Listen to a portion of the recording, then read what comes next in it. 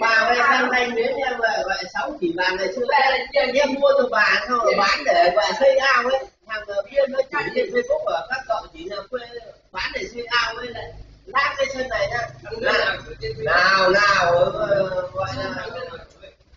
mày nghe cả và dây chuyền của bà Thúy nhá, dây chuyền bà Thúy, dây chuyền của bà đeo ấy là em mua, ý em bảo là em ở bên Đài Loan ấy là có tiền trên người là chơi hết, là mua gọi là gửi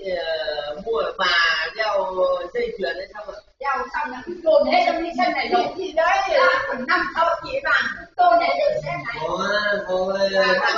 thôi